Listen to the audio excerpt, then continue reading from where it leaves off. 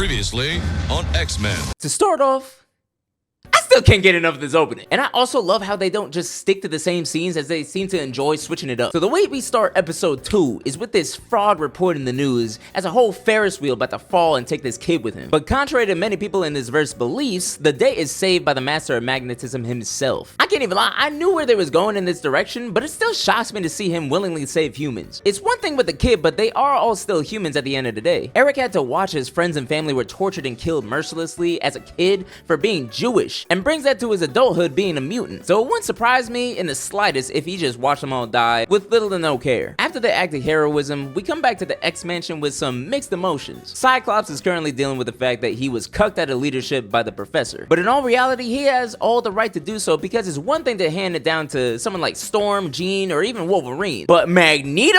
The enemy they've been fighting since the series began? Charles must have been going on a wild ride, and I ain't talking about on the wheelchair. Jean tries to comfort by explaining he might have done so in order to help benefit Jean and Scott's future. It is explained later on in the series, but the fact of the matter is that raising a child in this environment probably won't win you the Parent of the Year award. And considering they're the OGs of the team, they definitely deserve some time away from fighting the good fight. But you know what the worst part about this is? The moment Magneto actually does something good, the humans are pissed beyond belief. The government doesn't know how to process this, and they're currently thinking about what nuke they about to drop. And the mutant KKK already planning the coup d'etat. Their first mission is attacking the Warlocks, who, mind you, literally live in the sewers for their own safety. They don't even show up as much as the Ninja Turtles. Mikey, is that you? And who does this hello Barbie, let's join the army looking ass think she is? She's so mad and for what? I can understand if they tortured your family and killed your dog, but I feel like you making it personal for nothing. Thank you, Magneto, for shutting her up. Now the Warlocks can finally move in peace. Wait a second, is that Toad? Bro, this man used to be my favorite character in everything. I don't know why, but he's a go to me. I dogwalled everybody with him in X-Men Next Dimension, and I don't know why I messed with him in Evolution.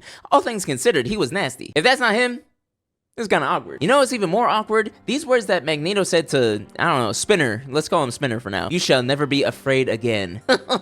Let's see. Now back to the X-Mansion. The team is discussing Charles' stupid-ass decision with many questions, and rightfully so. Beast even quotes Mark Twain to comprehend such a thought. Oh, but look who comes to the rescue. The biggest cheerleader of the squad, Rogue. The moment she started to defend him, I was low-key sitting down like, oh, what y'all doing? Because realistically, yes, it makes sense considering Rogue's character. A former outcast who was ashamed and scared of her own powers would definitely find comfort in the very man who embraces all kinds of mutants while shunning Homo sapiens. But she seemed a little too much like Sauce Gardner, intercepting all them strays to the boss. And speaking of the devil, Eric arrives looking clean. I can't even hate, actually. Maybe Rogue does have a point. But the moment he walks in, it's as if he's the coach of a football team, calling out all that they're lacking and where they can improve. And I can't even lie, he made some good points. The fact that they ain't send the Warlocks to a safer environment such as Genosha with all the money they got in the safe is kinda mind-boggling. And Magneto genuinely seems like he wants to help with Charles' dream of mutant and human coexistence, despite being so against it. Proof that a bond between brothers never breaks. But to be honest,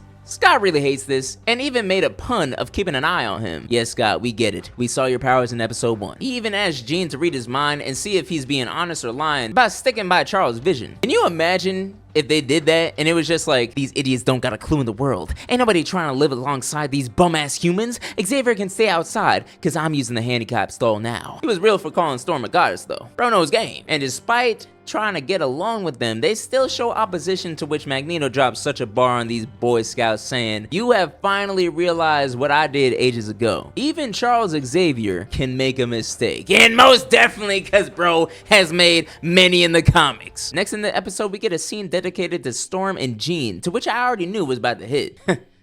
Jean. Throw that thing away, Jean. Nobody wants to see that. The conversation starts with Jean reminiscing of her past with Scott, and Storm automatically knows this is her call for help, and the fact that she's scared Scott won't leave the team now that Magneto has taken charge. And she has every right to be concerned, as it's not just their lives they're looking out for anymore, but their future sons. In all reality, she hopes their child is born a human instead of a mutant. So the only tough discussion they need to have with him is the birds and the bees. But Storm reassures her that being different can have its downsides, but the benefits of them can outweigh by miles. In being different, you can find many things: a community, a family, and in this case, even a sister. That line was so beautiful and really helped me believe in the close relationships in the X-Men have with one another. I feel like if you're a Marvel movie fan and only stuck with the cinematic version of the X-Men, you would never get the feeling of family or love between the characters. Everything was just typical angst and drama before getting to killing each other. I think they do a pretty good job with the animation iterations in showing that. Probably more so than the former 90s cartoons, as well as Wolverine and the X-Men. Why don't we have more seasons of that show? Back to Sisters, Jean states that ever since she saw the vision from Gyric's mind, that she can't shake the feeling of inevitable doom.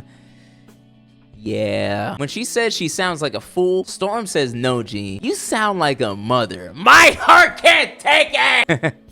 Jean. Of all things to ruin such a perfect moment. I ain't gonna lie though, they at least paid homage to one thing in this version. Honestly though, Magneto not beating any allegations when talking so much about Charles in his mind. Sassy stance really did it in for me. But leaving that aside, he really lets his emotions out about why he's here and what he has to do, because all those years of keeping Charles out of his mind, he wishes he was still here so he could read his. In order to honor Charles' sacrifice for a world more tolerant of mutants, Eric decides he must respect his wishes and lead the X-Men to coexistence with humans. But the issue is if the X-Men will allow him to. That's when Rogue gives solid advice to him, in the fact that they're similar as people who used to be seen as enemies. Trust is not demanded, but earned. Such an amazing moment between the two characters. Oh, what the heck is going on? Stop! Get off her! Release her! Release her! Thank God she backed up, because I was about to crash out. But he asked the question if the X-Men would still trust her if they knew about her past. Rogue is pretty defensive, and it begs the question of what happened between the two of them. Sex! That's what happened. Homo superior sex! Oh look, the cavalry's here. They really pulled up to arrest Magneto? What the heck is their deal? Magneto really snapped back on them, cornering them with 3 helicopters. That is crazy. Now Doris lays out the foundation as to why they're here. I don't know her name. She just looks like a Doris to me, saying that he must stand trial before the UN in order to gain their trust. Magneto was right to scoff, cause how the hell do you expect them to believe you pulling up like this? Not to mention, y'all never really mess with mutants in the first place, so what's gonna make them think this trial will be fair? Humans get me tight, bro. Pause. Surprisingly, Magneto surrenders and is taken away with no casualties. There should have been at least one Magnus. Come on. Come on, please. Oh yeah, her name's Cooper. Don't mind me, I'm just watching as I go. I'm still gonna call her Doris, low-key. She getting nasty in the courtroom, trying her best to get Magneto behind bars with Trump. Thought you was on our side, like damn. Wolverine's watching all go down on the couch as the others are out making sure Havoc doesn't go loose. Not that Havoc. We're not there yet. Crazy how the only person left with Logan is Jean. I know for a fact Cyclops made the teams and he was like, y'all go ahead, I'm feeling a bit tired. I stay at home and look at your wife. Madness. Who brought this Walmart brand Taskmaster to the party? I'm so sick of these clan members, dog. Like, what do they do to you? I need backstory. So the trial starts and Magneto is dropping banger after banger after banger, talking about how he had to see his people and home burned to ash, then eventually be hunted by his same people, being considered a freak. Humans live life separating themselves by race, sex, and religion, while never considering that we share the same blood. He has only done the crimes they charge him with in protection for his own kind as they do theirs. The big suits up there really think they clap back stating how he hurts human beings, but they literally produce sentinels to exterminate not just the ones who fight against them, but anyone they detect with a different gene. They call that protection. Nah, it's extermination. I'm getting heated. Let's get to the fight scene already. Never mind, Jane's water broke. Wolverine. You really thought Apocalypse was in the house? Nah, not just that. Why was you so calm about it? You was the only X-Men in the house besides the telepath about to deliver. What are those claws gonna do against the legend himself? Anyways, Logan is a terrible driver under stress. I almost called him a mutant scum for almost hitting a dog. So back to the courthouse. The clan members are doing all that they can to stop the trial from continuing, considering it traitorous to even give someone like Magneto a chance. And oh boy, we finally have a name for a Mighty Mask, and it's Executioner. How creative. Okay, hold on. What kind of training was he doing in the span of like 3 days? He got knocked out by Scott in 3 seconds the first episode, but is all of a sudden taking out Gambit, Beast, Bishop, and Cyclops with ease? Make it make sense. Oh, This is where I lost it. The guy proceeds to mollywop Scott, yelling in his face why he hates mutants so much. You act like you got it so bad. Normal people have it hard too. We just have the dignity not to whine about it. People are dying, sir. Please listen to reason. I actually do really love this at the same time though, because it's directly showing us what reality is like in our world. Black Lives Matter, the LGBTQ+, the religious communities, we all cry out for help when we are persecuted, discriminated against, and even killed. But there's always a bunch of normal people going around complaining on why we're doing so much. The whining, I hate the whining. Love how they snuck that in there. Now, I ain't gonna lie, I actually thought Lady Deathstrike pulled up. I was like, oh my god, is the Brotherhood coming or something? Nah, it's just Morph. I can't even hate though, because they are literally giving us all the cameos we can possibly have in the series without them actually being present. Colossus, brother? This one got me in a chokehold, because he's definitely one of my favorite X-Men of all time, despite never being in an animated series as a regular. Nah, never mind, he transformed into Psylocke. Every other transformation is invalid. This is the only one that matters. I'll be real, I don't even know Psylocke like that in the verse, but you know what I do know? She a baddie. That helped develop my appreciation for Asian women. I will keep mentioning Next Dimension, bro, because the moment I saw that fit, I didn't even care if she was shaped like a hexagon, because them angles from certain spots was obtuse in my eyes. I didn't even know who Olivia Munn was either, till she graced my screen in purple. So anyways, Scott has to leave because Jean is in labor, therefore Storm is in charge. I had never been so tempted to scream at my screen, yes ma'am. The way she ordered everyone in that room and told those senators or whatever to heed her command, yeah, she is truly a goddess. Back to Jean holding in the turtle head. She is screaming like it's Juggernaut's baby. And the reason why she's sitting outside on a bench is because they don't do mutant births. Can you believe that? These prejudiced jerks would rather see a baby born on the streets of New York than in a bed because they eyes a different color. Again, humans make me sick. Thank God Rogue was there in time with Cyclops so she can do a little touchy-touchy and acquire her PhD. Thinking about it now, I wouldn't mind her powers. With that ability, I would never need to go to college. I just find the guy with the best job and smack him on the ass. Now I'm the CEO. But if I had that ability, I wouldn't be able to... Anyways, back in the court, Magneto and Storm is the dream team I never knew we needed. They put those humans in a cage and treated them like the animals they are. No! Why Storm? Of all people, why Storm? This is the last mutant we need to lose their abilities. Why you ain't giving that to someone like Beast so we can clap this week? Shut your ass up, Taurus. I ain't want to hear it. Magneto, sick these fools. He said never again. Again in an X-Men iteration. I love when he does that. Remember back in the X-Men First Class when the missiles were pointed at the team and he stopped them with ease, proceeding to turn them around, the weapons on the same ones that shot them, and Charles bumass saying those are good honest men, they're just following orders. Well, guess what, Charles? He's been at the mercy of men just following orders. Never again. Take them on a first class trip to space, Magnus. Whew, I'm sorry. I need a drink. The speech that he gives to these ingrates and bigots is too good to be wasted on them. For an old friend has challenged me to remember this view of Earth, how vast it is compared to how small we make it. He entrusted me with his dream, and it does not ask me to love or embrace my kind as your own, but to merely accept that this is a shared world with a common future, and that my kind, like yours, have a right to live in it. I am trying to be better. Please, do not make me let you down. Cinema! Cinema!